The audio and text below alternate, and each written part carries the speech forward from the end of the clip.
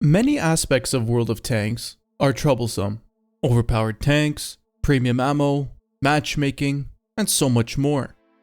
You could rank them from least problematic to most. Now, something that would be less problematic would be the fact that I can only ping 3 times. I want to communicate something to my platoon mate, but I can only put 3 pings on the map before the game gets mad at me. Now, this is extremely minor, barely an issue at all. On the other end of the spectrum, we have the topic of this video, maps. The third worst aspect of World of Tanks. Second place is stats, and first place is the player pool. In this video, I will explain to you why World of Tanks maps are a lot worse than you realize, because it just occurred to me that 1.0 was 7 years ago. 7 years, can you believe that? And the average player, if not most players, actually have no idea what maps were like pre 1.0.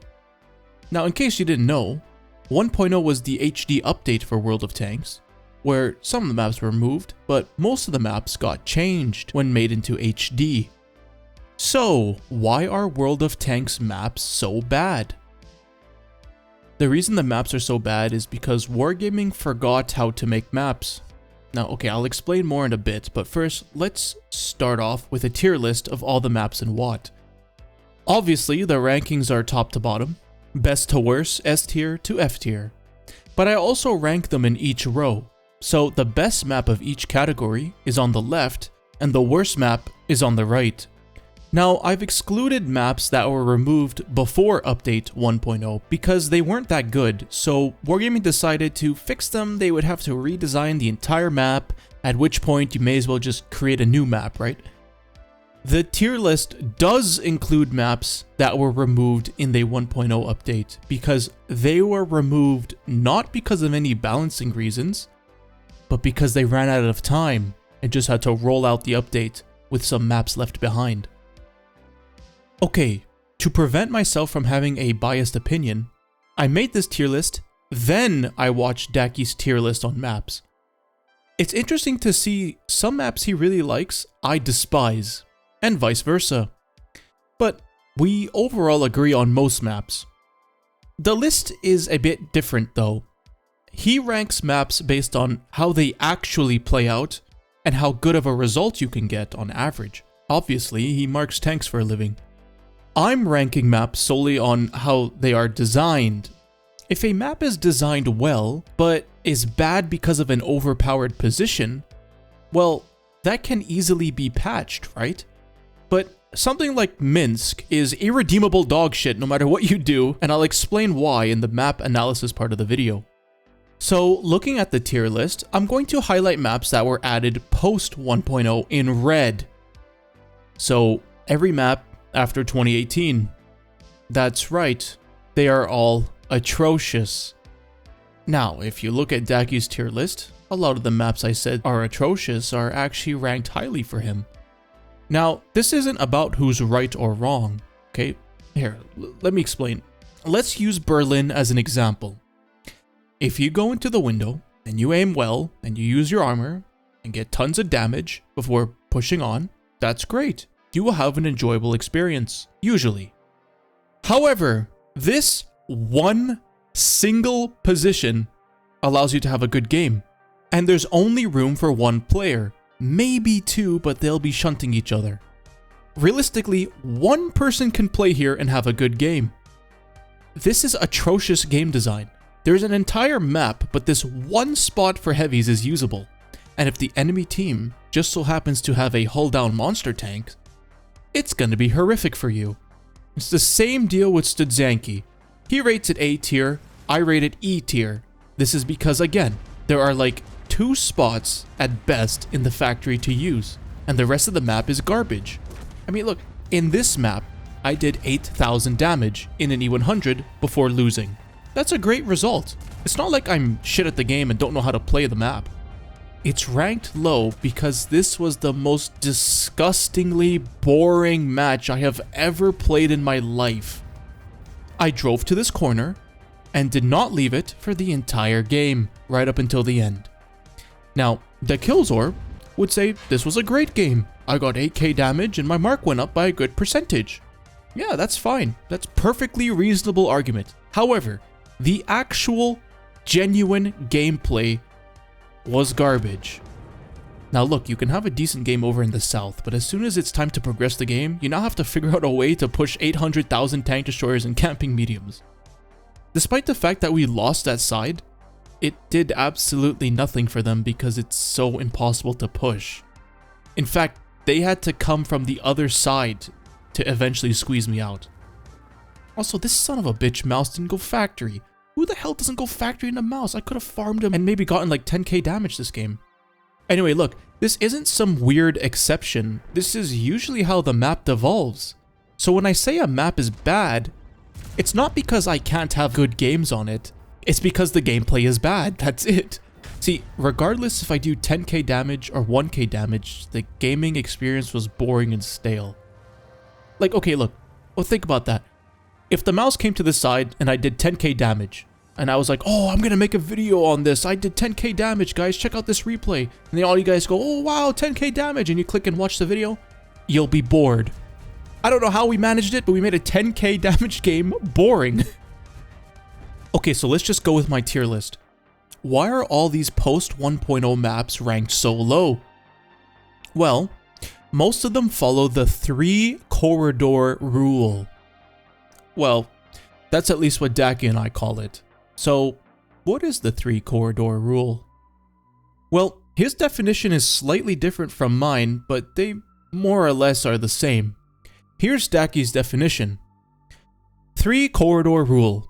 Well, most map layouts work off the basis of 3 lanes. 1 middle line with 2 secondary lines. Abby is the perfect example of this. You have the 1-2, 4-6, and 7-8. Each lane can't freely go into another one. You can go down into them, but usually not back up. This design philosophy is used to force engagement in certain spots of the map, while giving a familiar feeling to players, as most maps were based around these principles, leaving them little options to be flanked. Now, my definition is similar and builds off his definition. It's the following. There are 3 sections. Now, they're not necessarily corridors, but 3 sections of the map that all follow the same design. The heavy flank, the medium flank, and no man's land. Sniping tank destroyers are the main reason for no man's land. Now, no man's land and the medium flank can sometimes overlap. Here are some examples.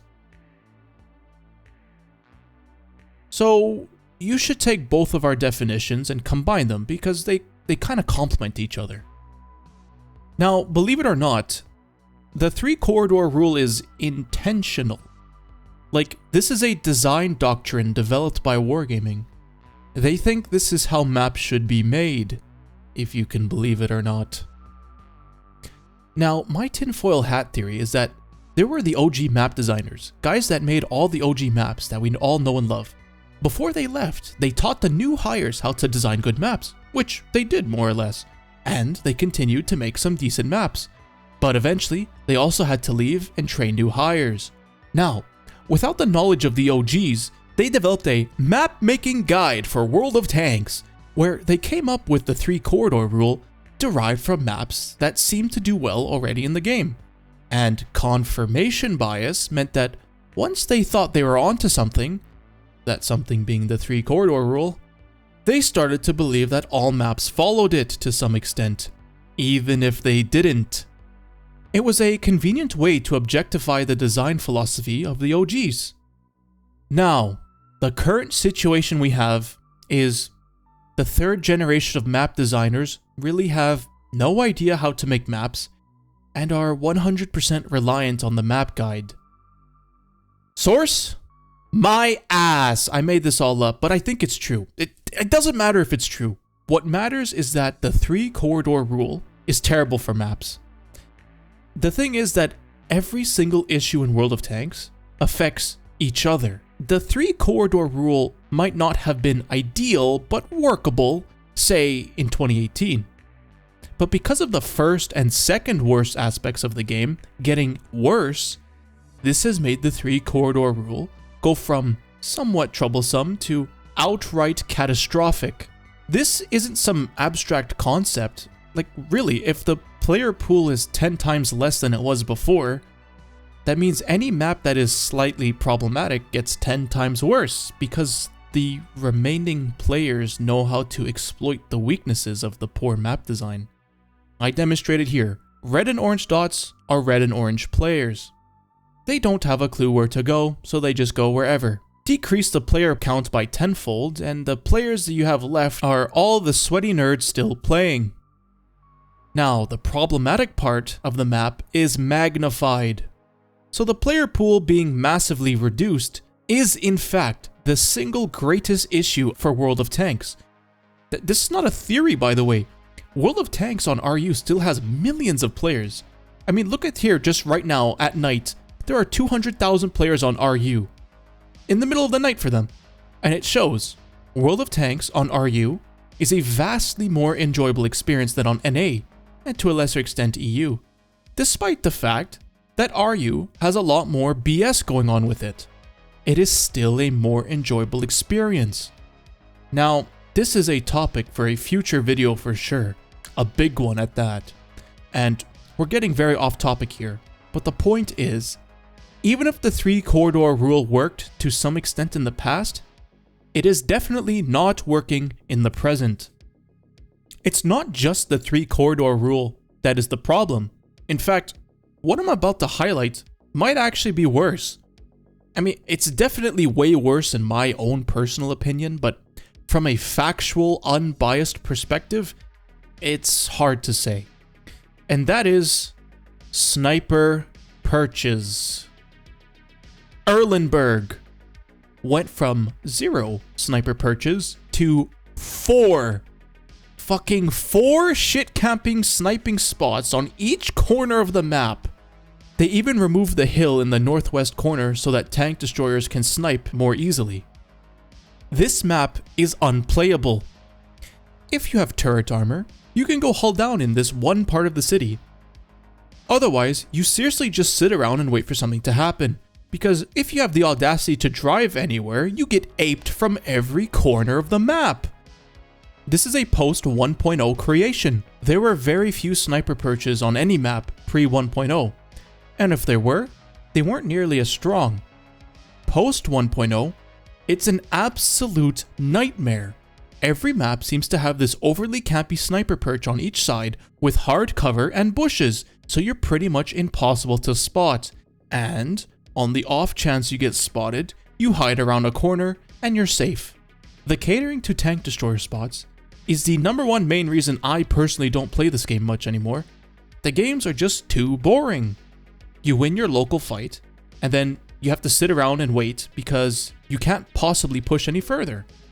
I personally would remove the vast majority of them, but this is for me. I think I have a better option more suited for everybody, and that is to nerf them at the very least. Look, you can have bushes or hard cover, but not both. Now listen to me.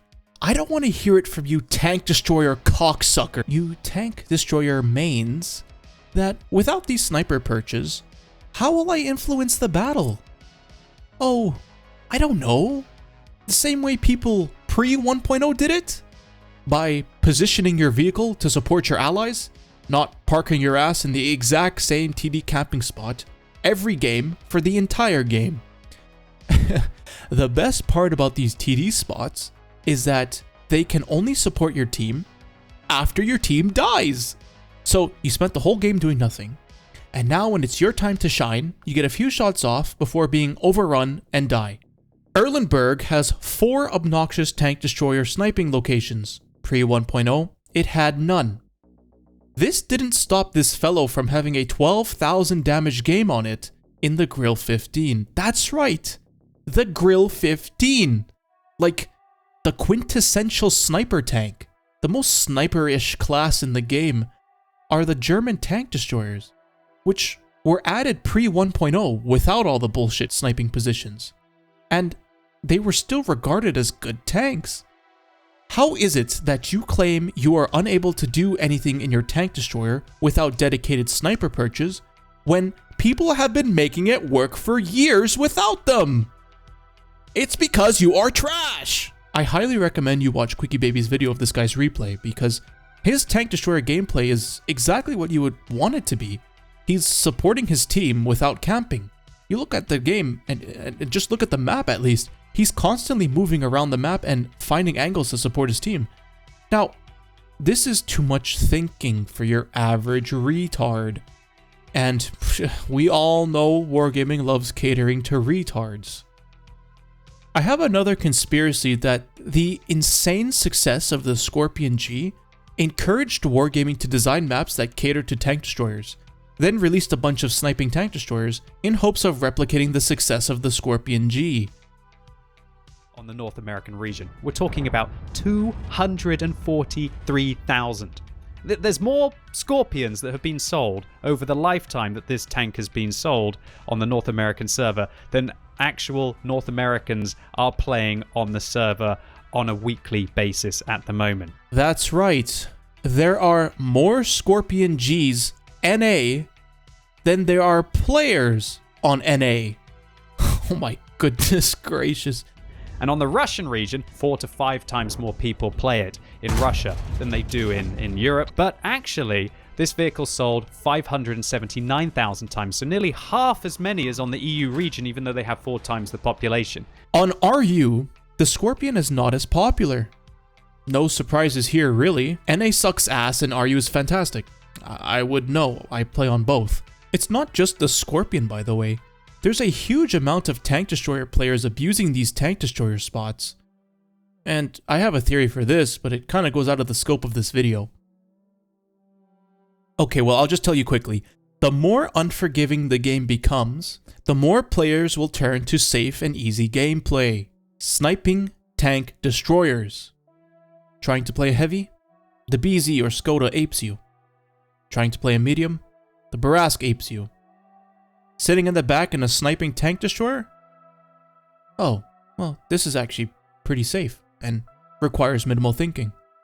Now, this is also another topic for yet another video, as it is also related to the player pool issue.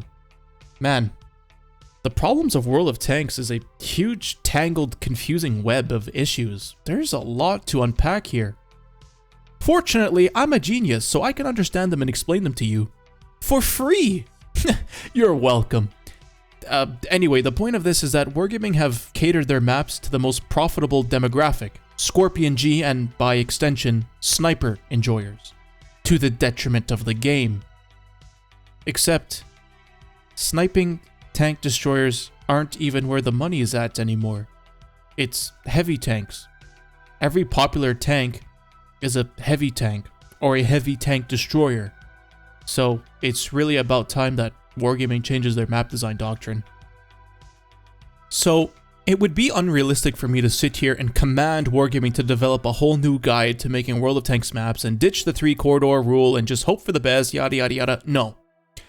I think we can have the 3-corridor rule, but modified. That way, Wargaming only has to make slight adjustments to their doctrine, and everybody will be satisfied. I will list the 3 new rules that must be implemented. They are non-negotiable.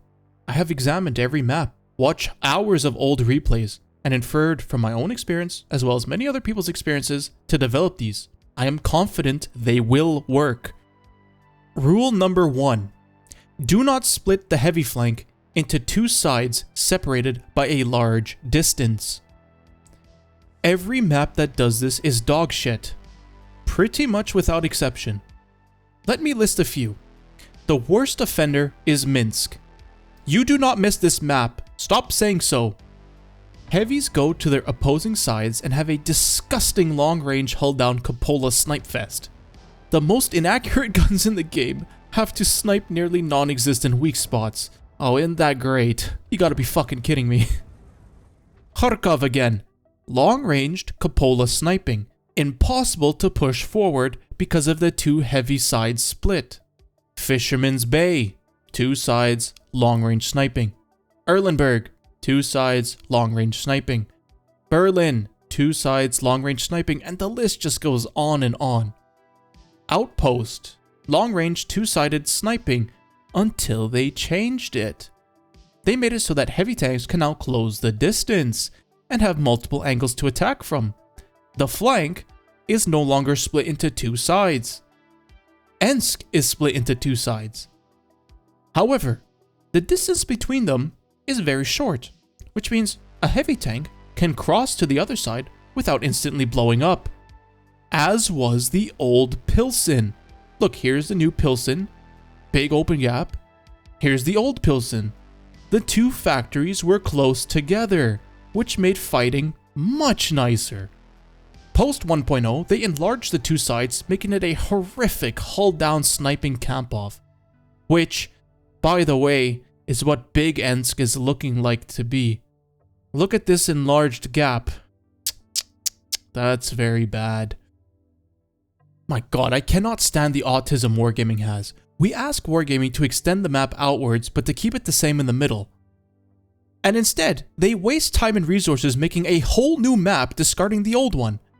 The old one that had been continuously tweaked throughout the decade of World of Tanks to be more or less balanced. We're now going to throw it all out and bring this new map in with drastically different locations and hope for the best. Okay, Wargaming deserves to lose. Oh, but it gets better. What does Wargaming do with the now extended map? They block it all off. Look, it's blocked. There aren't any new passages here. You see this graph, Wargaming? You did this to yourself. But back to Pilsen, as if that wasn't enough. The other side of the map, which was actually playable for medium tanks, what with all the cover and undulations, was replaced with a big open field with shit campers on each side. Speaking of which, the sniper perches on the heavy side didn't exist either. This, by the way, is why Stalingrad and pre-1.0 Kharkov were unanimously high tier. There were no two sides separated by a large distance. There were many sides, and a lot of avenues to venture through. What a terrible, terrible map. It was 100% trash. Comes partially down to the fact because this version was so good. It was so good that it was too good. From what I remember, the reasoning to remove this version of the map was that there was too many avenues of attack. So the random player could not understand, because this map did not have 3 corridors. You could play this, you could play even this, you could play this, you could play this, you could play this, you could play this, but every single one of the lanes could transition into another lane. And random players could not understand that for the life of them. There's too many flanking possibilities, which for the average random player is not fun, because he doesn't understand that he's constantly getting flanked. But this version of the map, amazing. Amazing version of the map. You could always do something. Is that true? Shitters complained about the map because they kept getting flanked? That is a skill issue for red players and orange players at best. Who the hell would cater to those? Oh, right. Catering to retards. Yeah, I'm not surprised at all. By the way, if you are a red or orange player and you have like, I don't know, 5k games, you're not a retard. You are new and you will learn. No. If you have 50,000 games and you are still red, you are a retard and your opinion is worthless. Shut up and sit down. You've had more than enough time to learn how the game works, and I don't want to hear it from you. If this sounds mean, it's because it is. We have let the bottom percentile make the decisions for the rest of us. This has never and will never work. Yikes. Okay, let's just get back to the rules. Holy shit. Rule 2. All sniping positions should be counterable. Despite the fact that I hate sniper perches and I want them to be all removed like in pre-1.0, I think we can find a happy middle ground where, yes, these players can sit on their little stupid sniper perches. However, they are not invulnerable. If I drive my tank correctly, I can counter you. And I don't need to rely on some light tank that died in the first minute of the match to do it. I can give some examples here. On Ghost Town, To be honest, these 2 sniper perches should just flat out be removed, since they already have the entire other side of the map to snipe with. However, I understand this will most likely not happen. So, instead, the hard cover from this spot will be removed. You have to double bush. I don't care if you disagree. Learn how to double bush to avoid being spotted, and you will be just fine. I'll discuss this more in a bit, but let's move on to the next rule. Rule number 3. The majority of the map should be playable to some extent. On Ghost Town, your options are the hull down in the city, that violates Rule 1, and the 2 medium ridge lines that also violate Rule 1.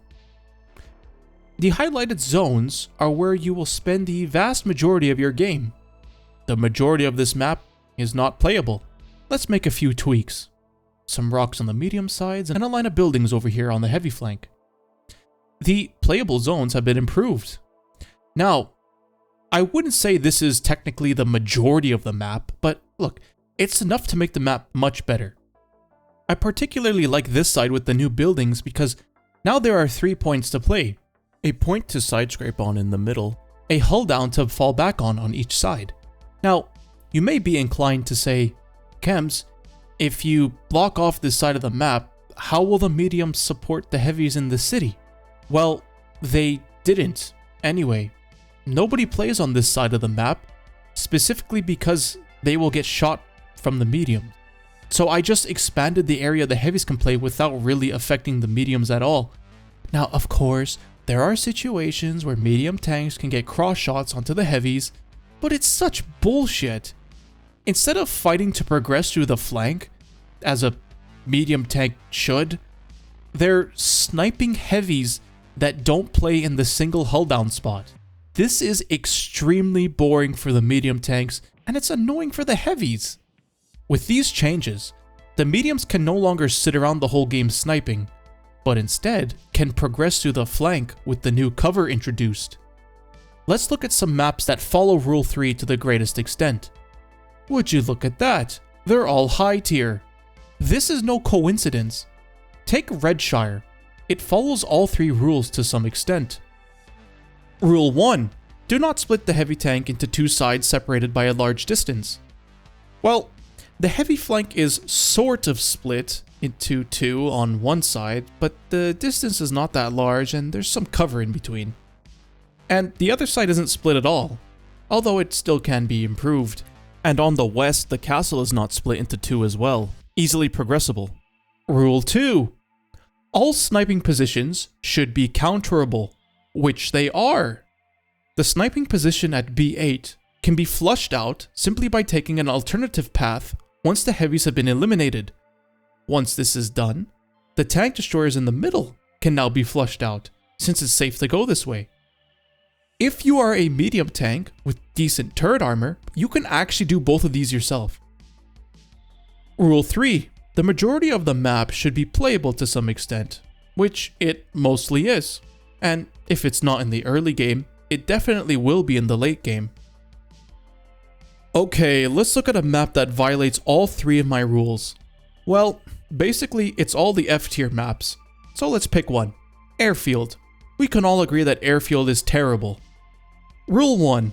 Do not split the heavy flank into 2 sides separated by a large distance. Well, Airfield does. The heavies are split here into 2 sides trying to side scrape each other. And although the distance might not be that large, it's compensated for by the fact that you can't poke without getting blasted by tank destroyers. So it's effectively the same. 2 sides of the heavy flank are impossible to push, hence the saying goes for the map, you push, you lose. Rule 2. All sniping positions should be counterable.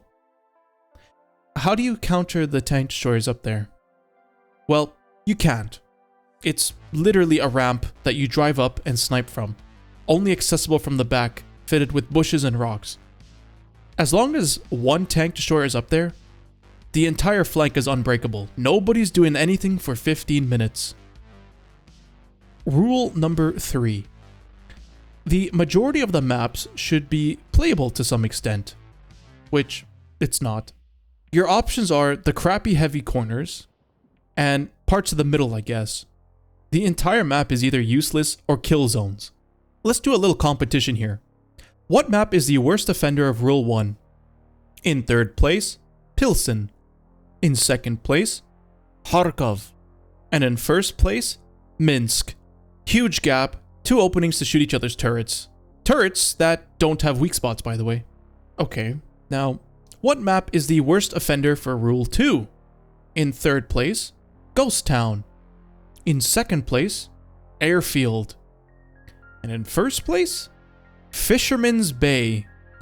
Oh my god, the amount of draws I have on this map because the uncounterable tank destroyer positions is absurd. It ruins the entire map, and this is one of my blocked maps because of it.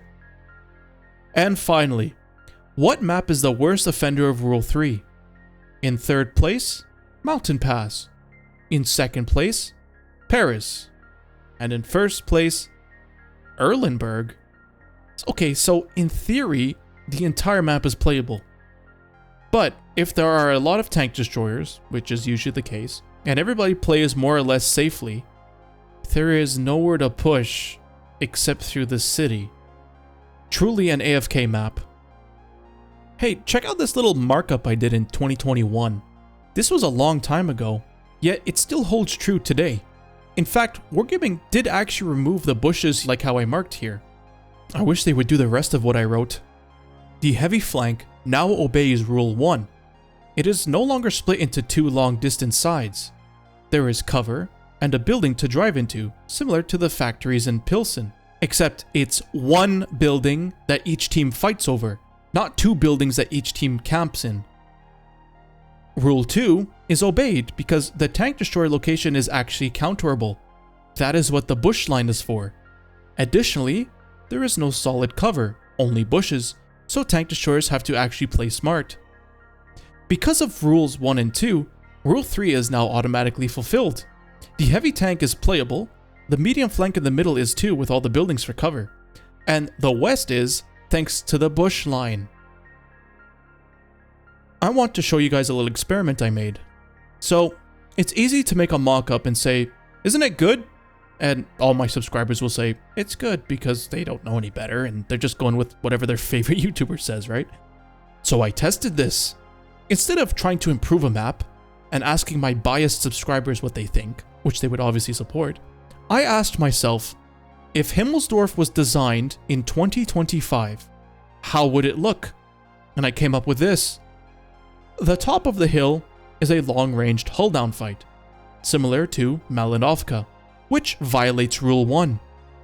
The banana is also a long-ranged side-scrape/hull-down fight, and it has been opened up so that people across the map can shoot you, just like on Erlenberg, which also violates Rule 1. Next, the west side of the map is completely open, no man's land, a big kill zone, with tank destroyer locations on each side, just like on Ghost Town. Since each side is past the maximum spotting distance, they cannot be countered, which violates Rule 2. Lastly, all the little passages in the buildings and the extra buildings for cover have been removed, reducing the playable zones directly by, obviously closing off the passages, and indirectly by making progression impossible. Most of the map is unplayable, a clear violation of Rule 3.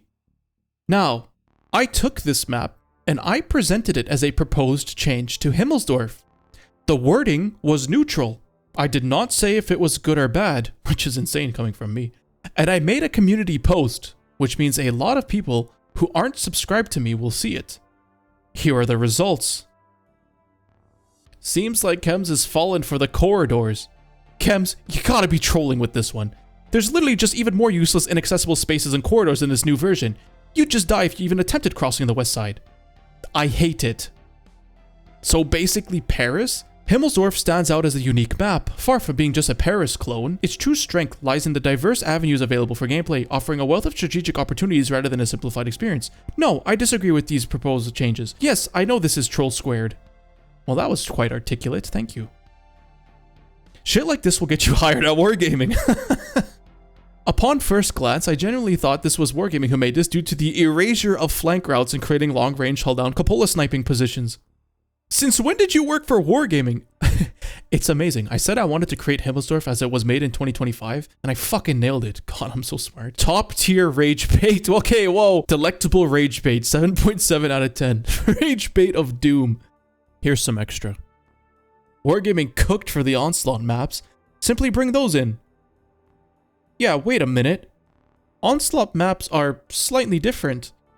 And Onslaught is the competitive game mode for World of Tanks, which means Wargaming already knows how to make maps competitive. They just have to be adjusted slightly. Which means Wargaming already knows that to make maps competitive, they just have to be adjusted slightly. Which they have already done. Why the fuck aren't they in the random queue? They basically admitted that these maps have to be tweaked slightly in order to be competitive. And it's extremely clear that they know how. Take Siegfried Line. It's got a bit of the corridor sniping hull down nonsense, which violates Rule 1, but there are many different routes through the city, so it's not that bad. But Wargaming broke up the buildings to allow more passageways. Why isn't this in the game normally? Well, it's probably because the Onslaught meta is very different from the pub matches meta, right? I mean, first of all, it's a 7v7, not a 15v15. Secondly, everybody has more health. Third of all, tanks have special abilities. And fourth of all, nobody really plays lights in the traditional passive scouting role. And you can't even play SPGs. So anybody that has played Onslaught knows the meta is nothing like the random queue. Wargaming seems to understand that because of this different meta, maps should be slightly different. Now, what Wargaming seems to fail to understand is that these changes would also work in the random queue. And you know what's even better? The dynamic map stuff where a random event occurs which alters the map. It would also make the map even better. Looking at all the avenues now, I'm not particularly fond of Siegfried Line. However, the Onslaught version of it looks far more appealing. And then the random event makes it look even better. Speaking of random events, all because now there are more opportunities to flank. We've taken their heavy tanks out of their camping positions. We're able to get the crossfire in. The autoloader's impact is now completely diminished as they don't have the hit points to continue to be a threat. Look, Quickie baby, I love you, man, but your take on random events is horrendous. He's actually advocating against non-linear fights. He likes corridor maps. Well, at least in this one isolated example, he does. Maybe he's changed his opinion. I don't know. Just here, look, have a look at this. But by far my biggest feedback for Wargaming is, please do not make these predictable so that players amalgamate around them and just wait. Because that would be the worst thing ever if the meta now became waiting for the event to happen before the push is implemented. Players would not have to congregate around the random event position if the map was actually playable outside of the random event, which a lot of times they aren't. I find myself patiently waiting around on Ruinberg, waiting for the map to open up so I can actually make a play. And when the map opens up, Ruinberg actually becomes quite enjoyable. Daki agrees. Ruinberg without the random event, incredibly boring. Just a bang average map. Ruinberg, when the random event pops, straight S tier. When you have like extra playable area in the city to go through, S tier. The random event makes it S tier. But without the random event, it's so bad. I had my own version of Ruinberg, but honestly, this random event positions might actually just be enough. Same with Karelia. It's only C tier because of the random event. Otherwise, it would have been D tier.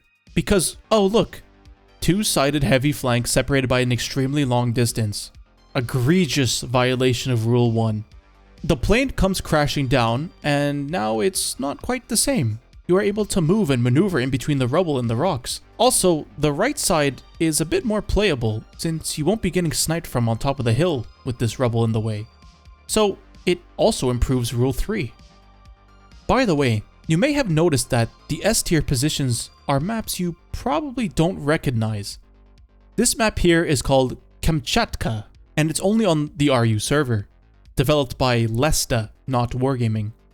It's S tier because it sort of reminds me of the old Kharkov, in that there are a huge number of lanes you can go to. If one lane has a hull down monster in an OP position, well, just pick another lane. The cool part is that there are many positions to fall back on for a defense, and there are many passageways allowing you to counter it. Every time I've played on this map, I've gone down a different lane and had an enjoyable experience. And it's not just me, I asked my RU friend, because, he genuinely would be more in touch with how Russians feel about the maps they get. He said they generally like it more. Another RU map on the RU test server is Kaliningrad. That's the evil map you might have seen.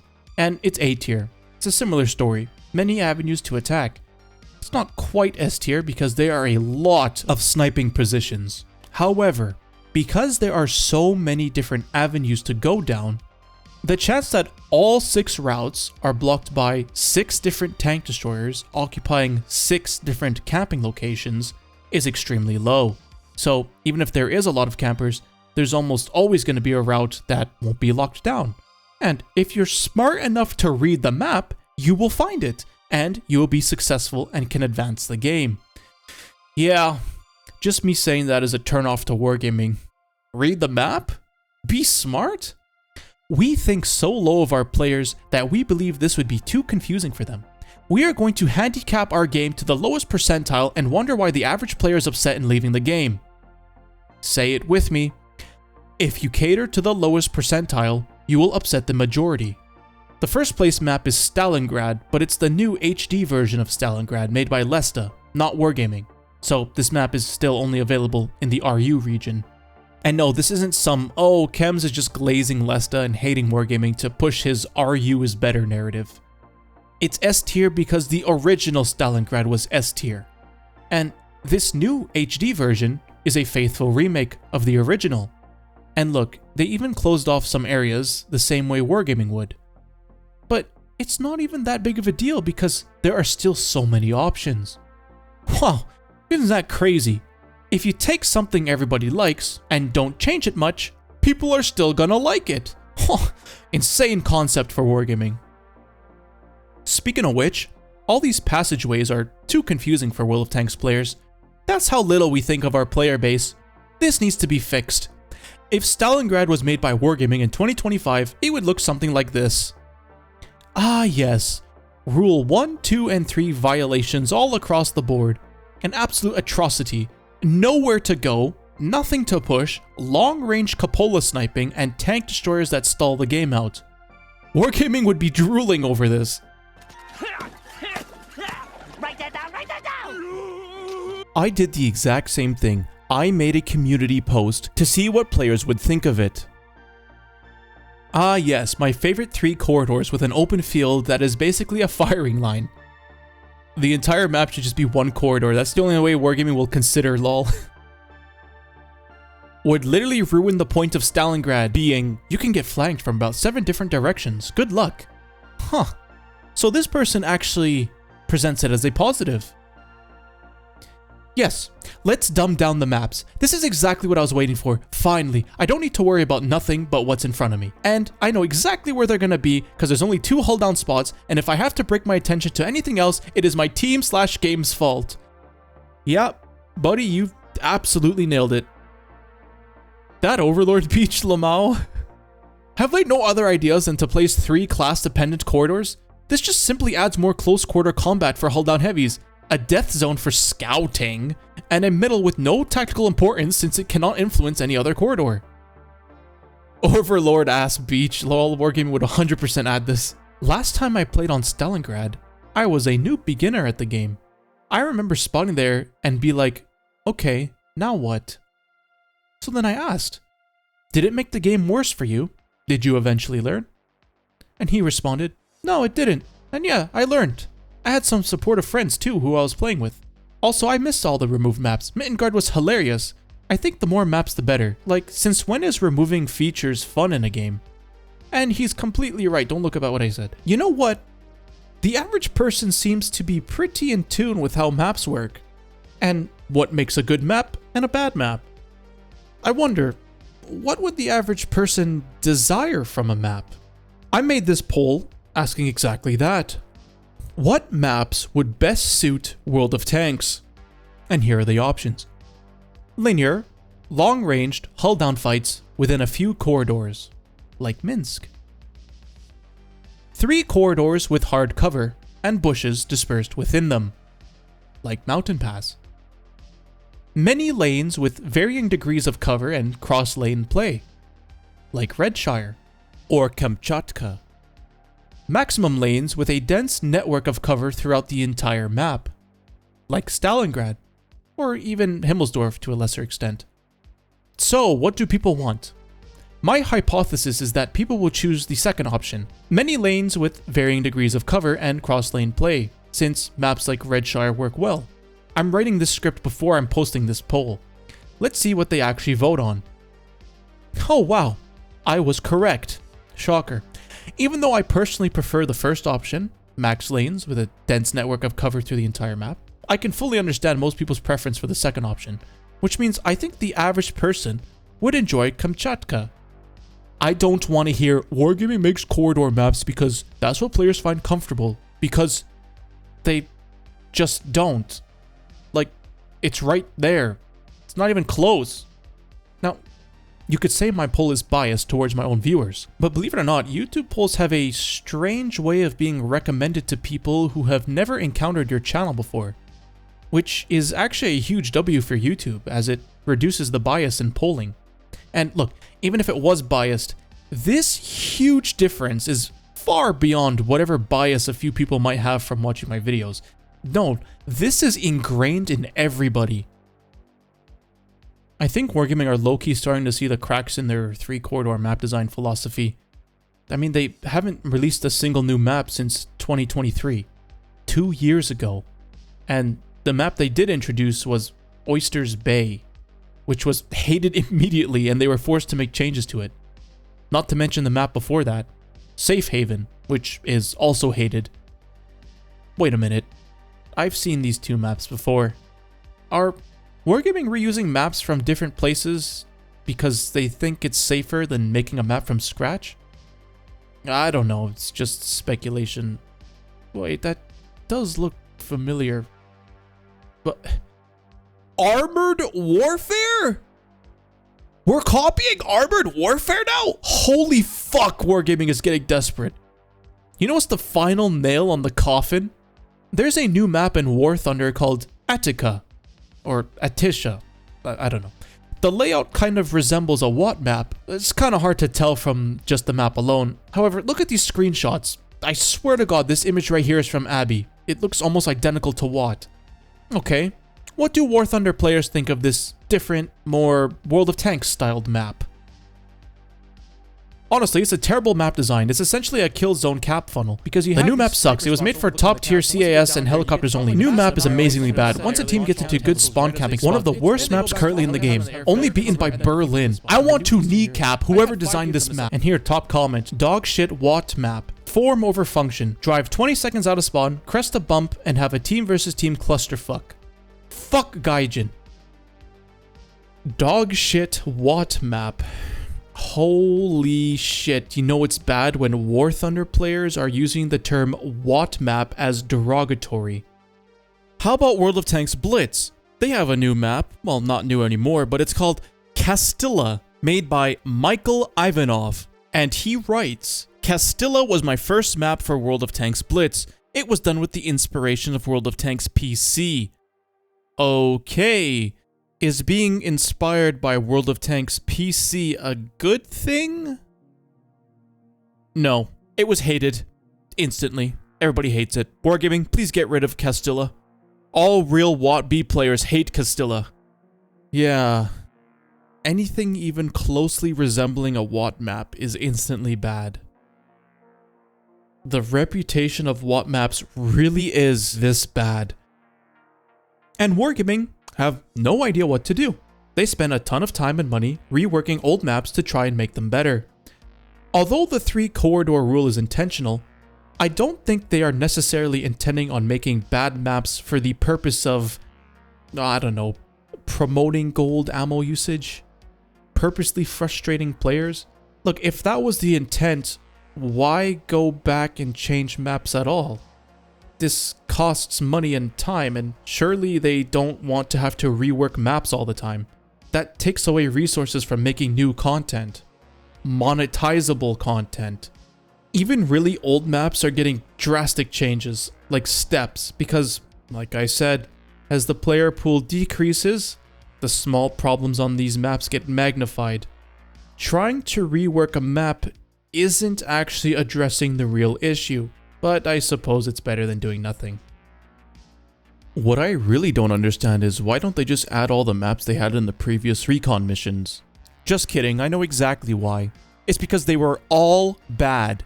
Every single one they tried to introduce was bad. Even the two that we actually got are bad. All of them.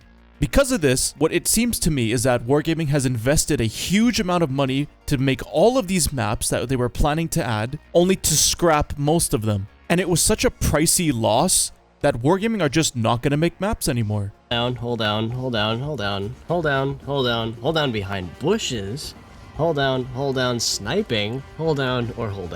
Oh, but don't worry, there is one unique position. We got this tunnel that we're supposed to be able to use to side scrape. But you can't drive down it because that would be interesting and fun. You can't flank here. That's just not allowed. Every single one was designed the same, with just hull down after hull down after hull down. And players were so upset with it that they were actually climbing to try and avoid the hull downs. And like, side note, World of Tanks climbs were used to counter some of the bullshit corridor meta.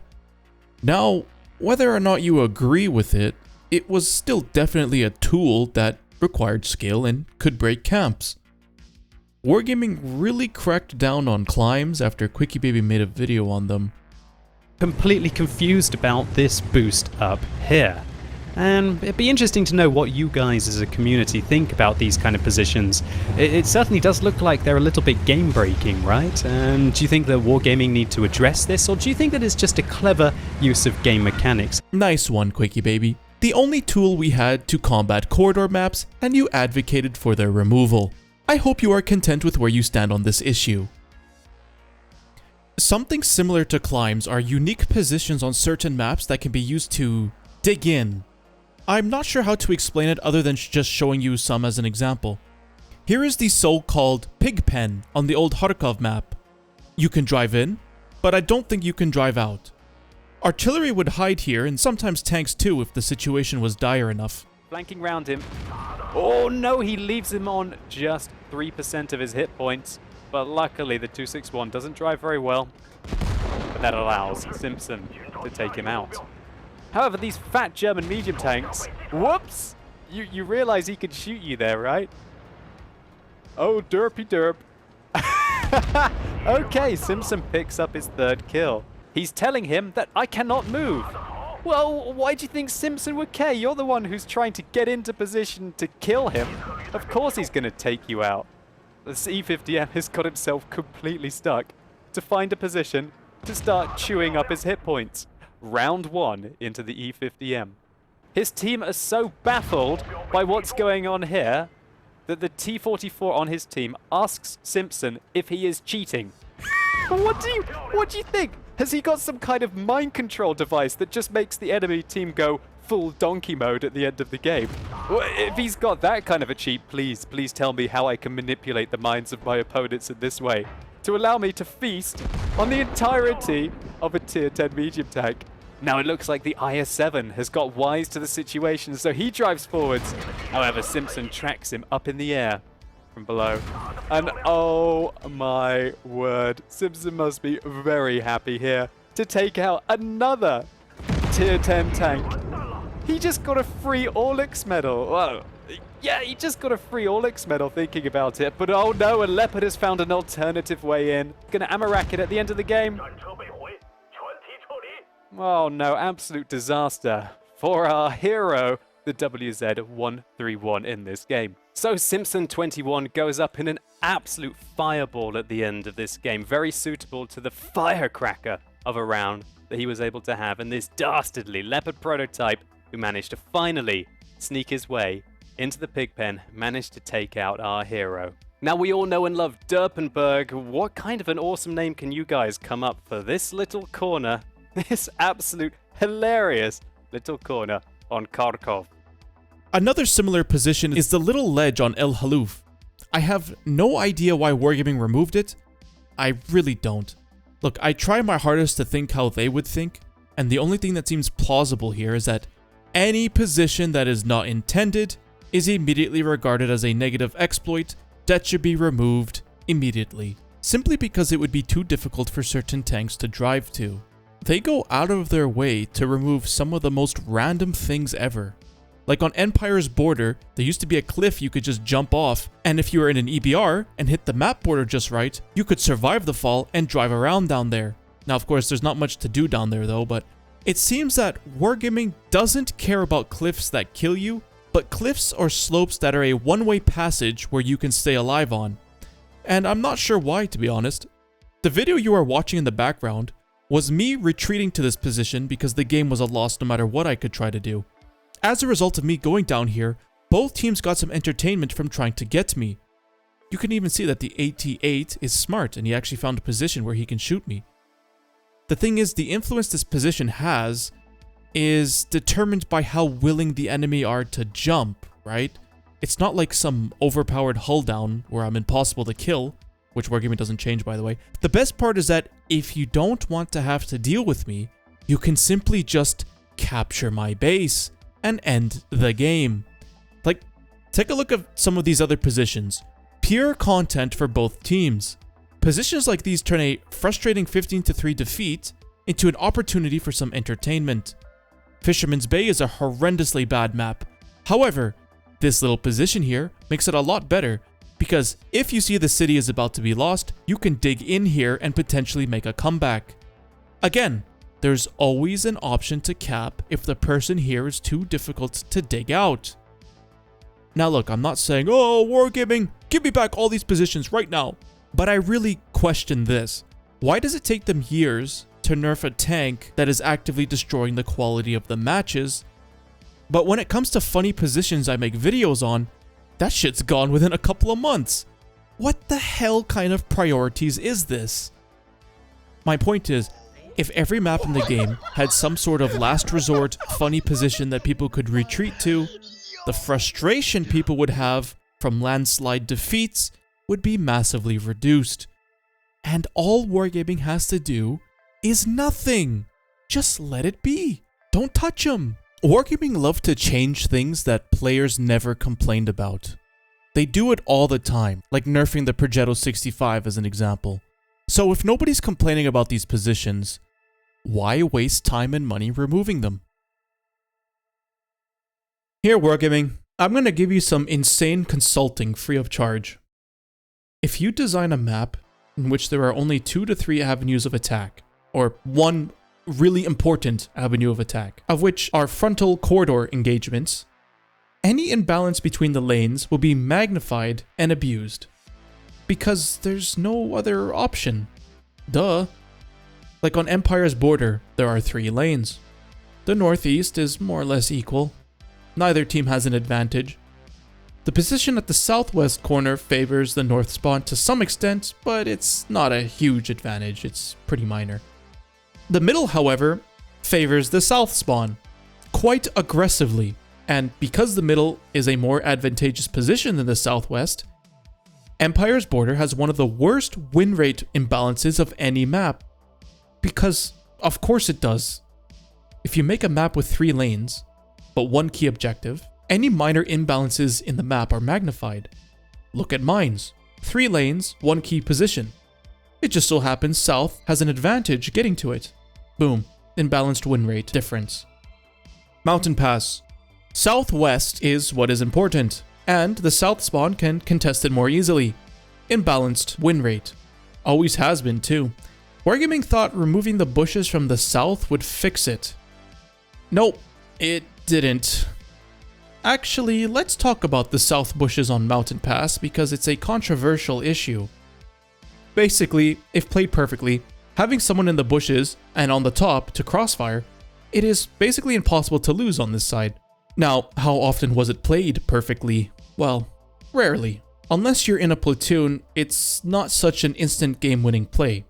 In pub matches, they serve to slow down the enemy attack, especially in the incredibly imbalanced 15-0 games that happen so frequently. However, it did break Rule 2. being that this is a sniping position that was essentially uncounterable. And as much as I liked using that position, I agree. Being uncounterable is problematic. No. They couldn't. They just Track the bat, track the bat. I mean, the 600 damage. Oh, valley. I know. Just wait for it. Don't poke over and take unnecessary damage, though. Be better. Skill issues. Wait, I have a shot at WZ. No, I almost get. Oh, What the fuck? Spot it. Kill the AMX right now, both of you. The lower AMX. Thank you. Artie's gonna get me, dude. Artie's gonna get me. Oh my god, that was actually a decent I'll play. poke out. No, I got it. You got him? I think so. 260? Okay. I got 260, 4 seconds. Yeah, look. I'm lit. It's fine. I high roll. Easy. Let's go. However, that's in theory. If you look by the end of this video, there's only 3 of us who are Unicums, by the way, in the most overpowered tank in the game at the time before it was nerfed. And we still have only 370 HP between us. We, as a platoon of super Unicum and overpowered tanks, just barely managed to survive all this. So, is it really that overpowered? In reality, no, it's not overpowered, but it is toxic because it's uncounterable. So, the solution was to allow people to counter it by extending the passageway from the east, allowing players to drive up and flush out all the campers, and oh wait, no, they just removed it. The position that gave the losing team a chance, removed it. Well, fun's over, boys. Back to 15-0 defeats. I proposed changes to Mountain Pass to make it more enjoyable for both sides, but obviously this is too difficult for Wargaming to understand and will probably never be implemented. Essentially, both sides get sniper perches, but can easily be countered by driving correctly. The northeast is far more open, allowing for lights and mediums to progress.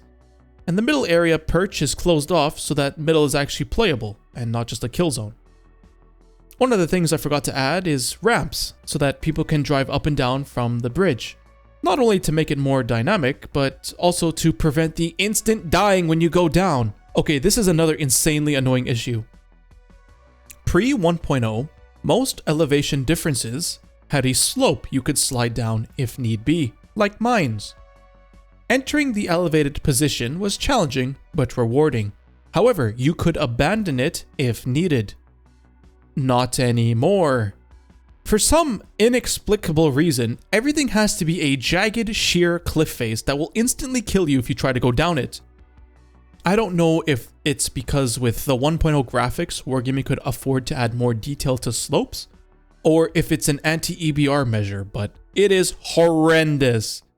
Not only does Wargaming make corridor maps, but if you try to take an alternate route, say switching to a different corridor, you just can't, or it's exceedingly difficult.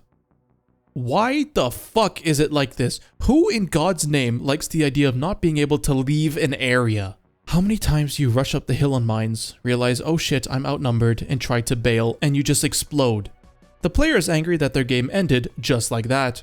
And the enemy is pissed because that was free damage that's now gone.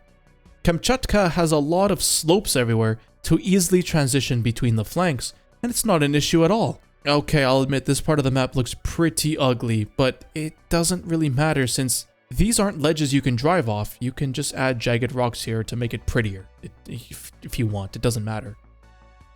Okay, I'm gonna show you something funny. This is an Onslaught, okay? So, I'd like to win to, you know, level up, get my bond turbo. This guy drops down, and he actually ends up on his head. So, my 2 allies go chasing after him. I take the smart route down, and we all die. We lost! No way! Oh my god. Dude, I got a message Chems after that. How did Chems die? What the fuck? Now, I'll admit, that was pretty funny.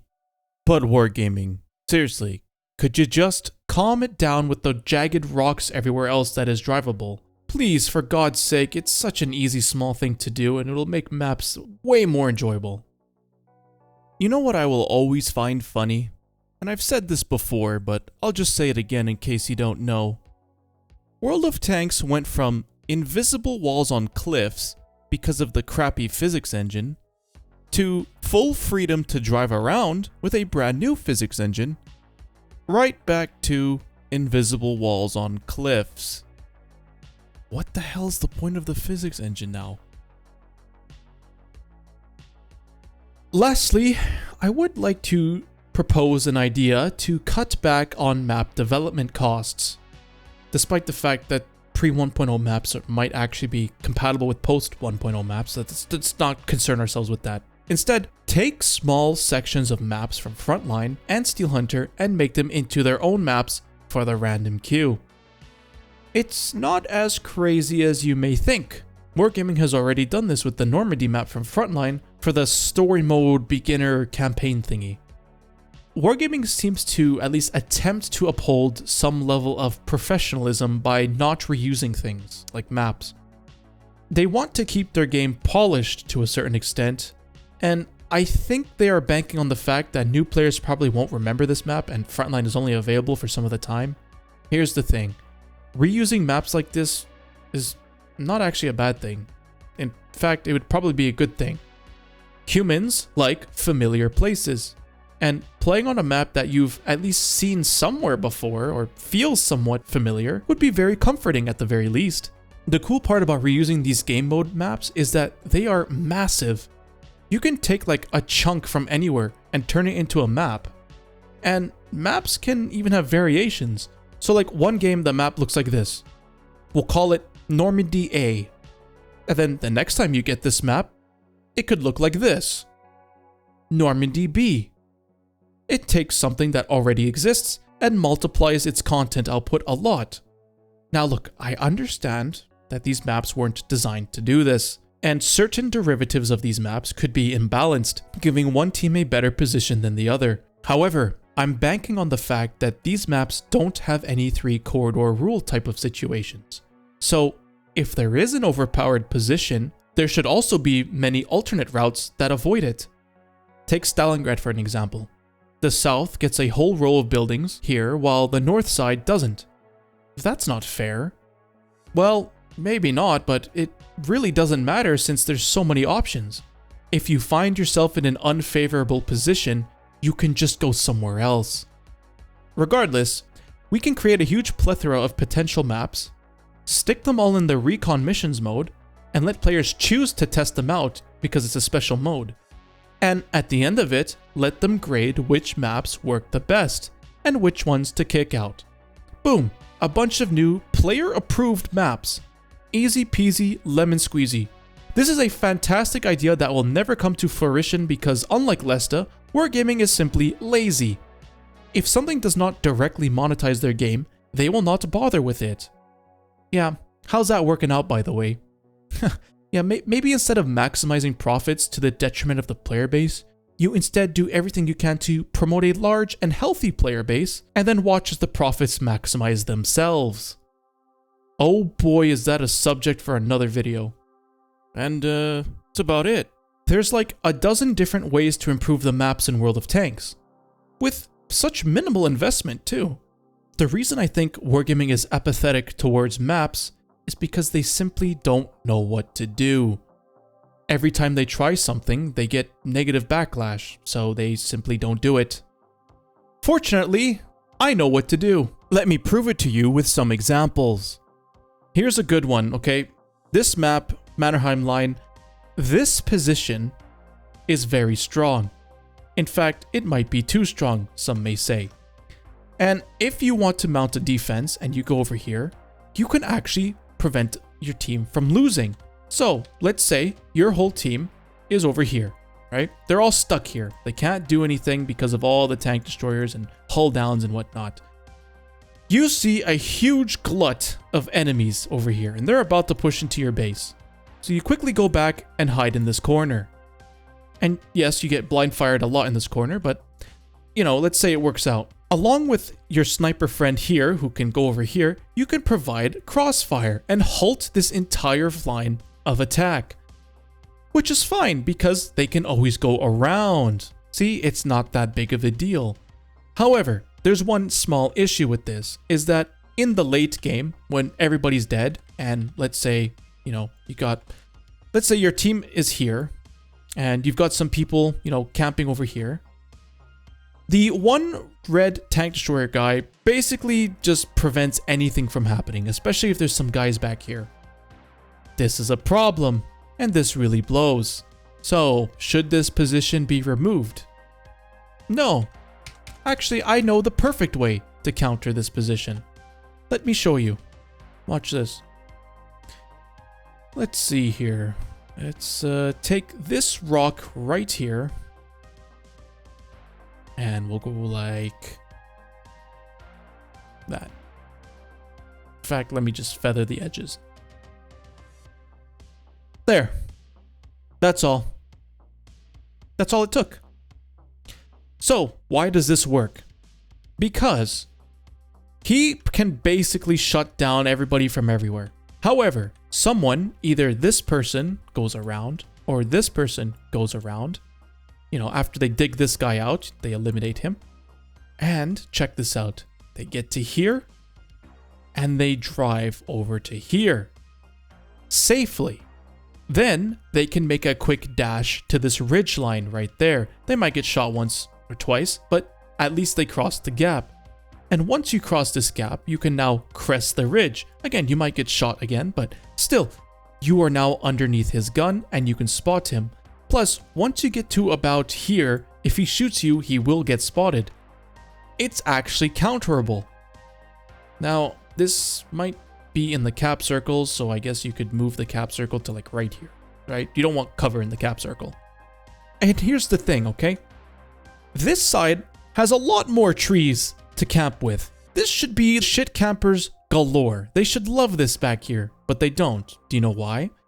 Because it doesn't matter where you go and position your tank, there will always be trees in the way blocking your line of vision. So if you're over here, someone can come and spot you. I should flip the colors around. If you're over here, someone can come and spot you, right? If you're over here, someone can come through these bushes and spot you. So this position of the map can mount a defense and shoot oncomers, but it's not impenetrable. And look, they even get their own little rock here. So you can sort of align your tank. If you know where the tank destroyer is, if he's here, you drive this way, right? If he's here, you drive this way, right? It's such a good system, and I don't understand why it's not replicated on the other side. They get this little bunker and this huge open vastness to just shoot everybody from. This doesn't make much sense to me. You now have an option to counter this position, and this option is only available after you've killed this, and you've killed this. So it's literally only for the late game to dig out the camper. Yep. Go here, you're stuck. Go here, you're stuck. You want to do anything? Too bad. This shoots you from here. This shoots you from here. This shoots you all the way across. Same thing across.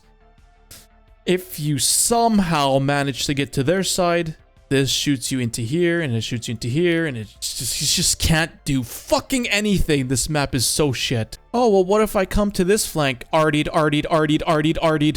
Okay, I finally tank destroyer. Fuck this stupid map. It's irredeemable. Just give us the original. Now look, here's Ruinberg, but to be honest, it's kind of annoying when the enemy team just camps this location and you basically can't play this because they're above you and they just shoot you. And you can't go this way because you just get shut down trying to cross, especially from over here. So look, to be honest, the random event actually improves this quite a bit. If there's too many people here, you can make your way this way and shoot them, shut them down. If somehow they've pushed to your side, you can branch off and get them from behind. It's all around a pretty decent decision, which means I might not actually have to do this. Okay, I know that looks pretty crazy, and so basically your option are go like this and go like this. Again, it's still a huge gap where heavies will snipe at each other, and you get shot by the middle here. but at least it's another option. And what is especially interesting is that people can rush down the middle to get into these buildings, and these people will be here and they can have a fight inside this city here. Likewise, they will also have to match up against people who might try to do the same thing to them, and then they go into here and fight in the other side. So it might actually make for some very interesting gameplay. I don't know. Or, you know what? Maybe this is good enough. Just keep this always. Ah yes, Erlenberg. The map with 4 shit-camping sniper TD locations in all 4 corners of the map. This map is basically unplayable, especially with this hull-down fight thing right here with the gap between them. Yeah, so how can we improve it? Essentially, let's take some of the aspects of the original Erlenberg and implement them into this version. There we go. So, what's different? As you can see, a lot more open space here and here, so that the tank destroyer positions are not nearly as powerful, and they can be countered. You don't just have a row of bushes you have to go climbing into. But better yet, heavy tanks don't necessarily have to go through the city, even though the city is improved with all these extra buildings here providing cover. But the mediums and some heavies can actually take this route along here and play amongst these hills. I think the entire river going from north to south should be frozen. That way you can cross from any position. And again, they still have their shit camping corner map right here, and right here. But these two are to a lesser extent. They've been nerfed, thank God. And so the map is actually somewhat playable now. Because like I said beforehand, your options are, okay, you go like this and sit in your little hull down. If you really wanted to, at the beginning, you can rush to right here. But what happens is if they get too rowdy or they're not poking, you have to jump across and then go across like this and hide right in here. It's pretty much the last place you can go. And this position is shit because if you try to poke anywhere, this shoots you. And then this shoots you. So you just have to sit there and wait for something to push you, right? You have to wait for the heavy tanks to overexpose so that you can shoot them, or else you just get shot yourself. What a horrendous, disgusting map. However, this version might not be so bad. Oh man, Cliff. You guys want to know what Cliff looked like before 1.0? That's what it looked like. You know what's the difference? This was inaccessible, and this didn't even exist. So what does that mean? That means you can play the mid, and you can play this whole area here, and you can even play around the here, without constantly getting shit sniped from every fucking corner of the map. Alternatively, you may have noticed there is a little path going down this way.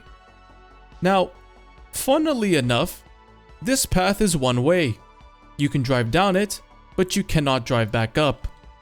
Personally, I don't see why you would want to do that. Make this a slope and let players drive back up it.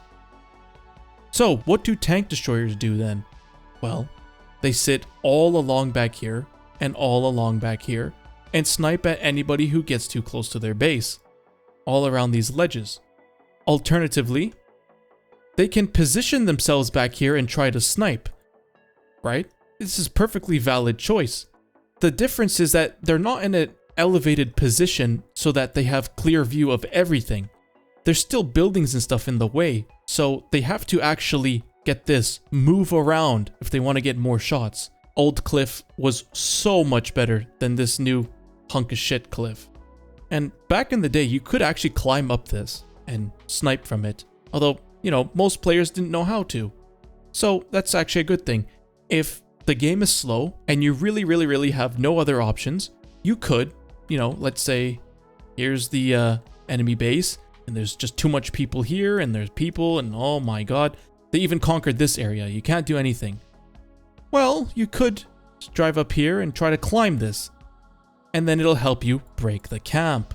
Of course, climbing is illegal because, you know, shitters can't figure it out, I guess.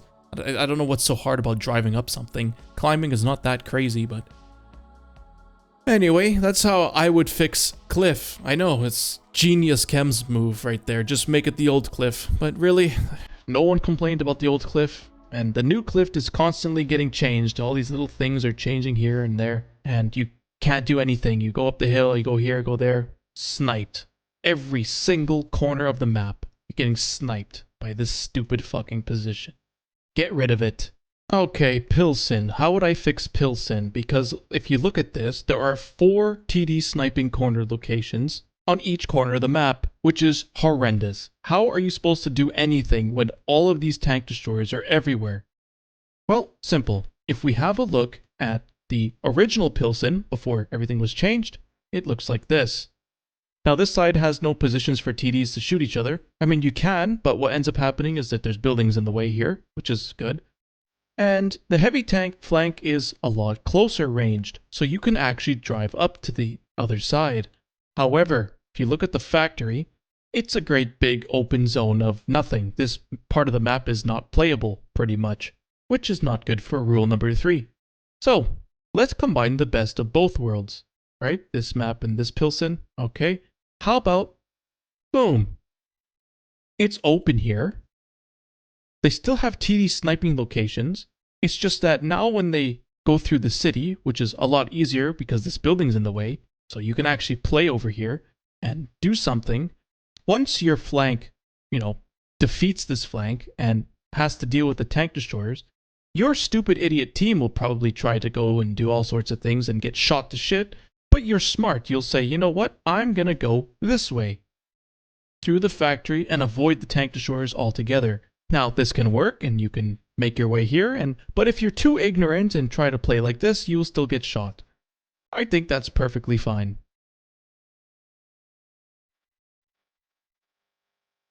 This is my version of Pilsen. Okay, I know I discussed this earlier, but let's just quickly go through it. We're going to flash my version and the original version back and forth. So as you can see, my version has this little staircase here from Onslaught. The hard cover on the sniper perches have been removed, and we have some extra positions here for the mediums. The best part is this right here. So, like I said, you can go hull down here, or you can go side scrape this corner right here, or you can keep going and try to fight this hull down. Once you break through this side, there could be some people here, but you can also push through and try to break this shit camping position. I think that's pretty good. Now here's Sand River, for example. What would I do? I would do this.